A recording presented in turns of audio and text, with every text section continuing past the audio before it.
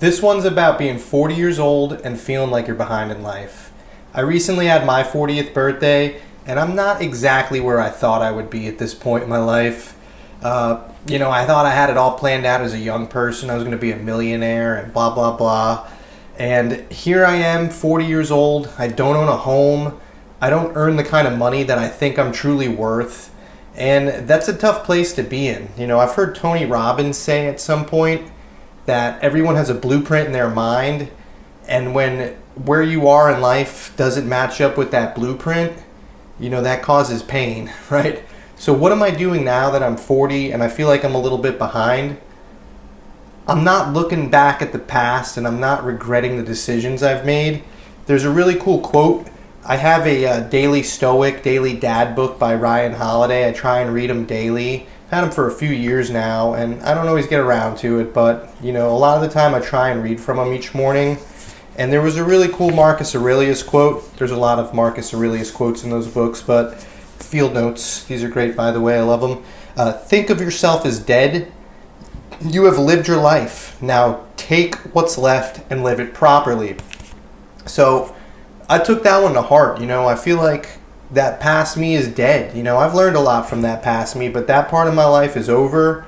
I'm not going to look back at it and feel regret, shame, or any of that stuff. It is what it is. A lot of the decisions I made back then didn't move me forward, and some of it was just life in general. But in 2021, I decided to quit my job, get rid of our apartment, all of our personal possessions, almost everything we got rid of. And she was my girlfriend at the time, she's my wife now, but we went and through hiked the Appalachian Trail. And I had a pretty good job at the moment, back then at least. She did too.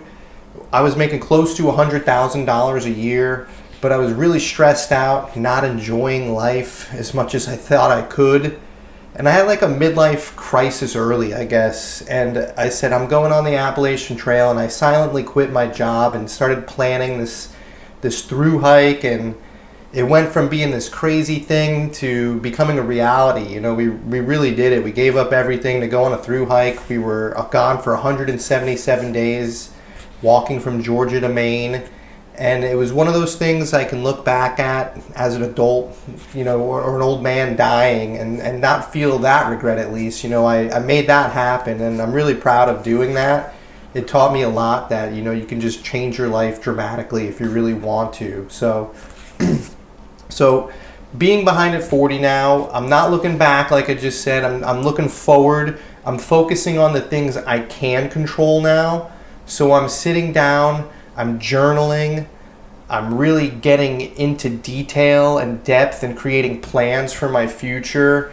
And I'm trying to have agency. I just listened to a really cool video earlier today about having agency and the difference between people who have it and who don't.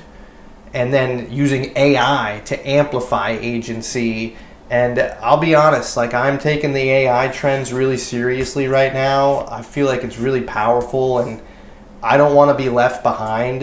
So there's a little bit of fear there, I guess. But I feel like it's important to learn right now and to be on the side of the group of people who do understand how to use it and how to leverage it properly. So that's a huge focus of mine right now, besides learning. I'm doing a career transition, or attempting to switch out of sales, insurance sales particularly, into the IT industry, thinking about DevOps maybe. So I'm really trying to learn Linux, getting my basic CompTIA certifications out of the way. I've already got A+, working on Network Plus, Security Plus, Linux Plus, and then maybe some cloud-based stuff. Home labbing this entire time. I've got a lot of machines in here. I just built a brand new rig. All the parts are on the way, so I'm really excited. But I'm looking forward to what I can focus on, what I can do. And there's a lot you can do at the end of the day. And that brings me to the next step. Is I'm grateful for what I have right now. I know in Buddhism there's that concept of clinging and rejecting instead of just living in the moment, just accepting it as it is. And I'm trying to just be happy with what I have and not focus so much on what I don't have, or what I want or what I don't want so much.